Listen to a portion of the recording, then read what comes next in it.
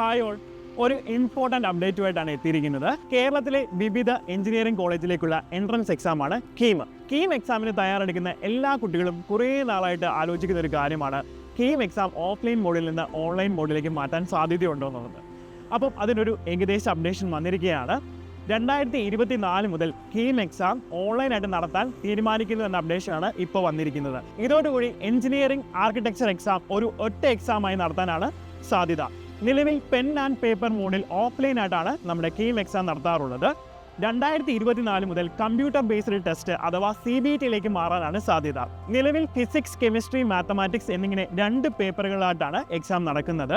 ഇത് അടുത്ത വർഷം മുതൽ JEE എക്സാമിന്റെ മാതൃകയിൽ 3 മണിക്കൂർ ദൈർഘ്യമുള്ള ഒറ്റ പരീക്ഷയായി നടത്താനാണ് എൻട്രൻസ് കമ്മീഷണറുടെ തീരുമാനം. 1.5 ലക്ഷത്തിലധികം കുട്ടികളാണ് ഓരോ വർഷവും കീം എക്സാമിന് വേണ്ടി അപ്ലൈ ചെയ്യുന്നത്.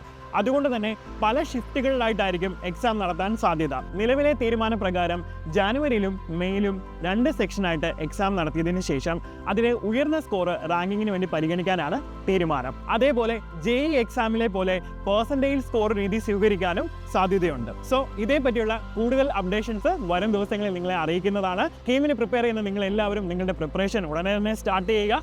GAB പോലെയുള്ള മോക്ക് ടെസ്റ്റുകൾ നിങ്ങൾ മാക്സിമം അറ്റൻഡ് ചെയ്യുക. കാരണം കീം എക്സാം ഓഫ്ലൈനിൽ നിന്ന് ഓൺലൈൻ മോഡിലേക്ക് മാറ്റുമ്പോൾ നിങ്ങൾക്ക് പ്രാക്ടീസാണ് ആവശ്യമായിട്ടുള്ളത്. അപ്പോൾ ഡിസംബറിൽ നമ്മുടെ GAB എക്സാം നടക്കുന്നതാണ്. നിങ്ങൾ എല്ലാവരും മാക്സിമം ഓപ്പർച്യൂണിറ്റി യൂസ് ചെയ്യുക. So stay tune for more updates.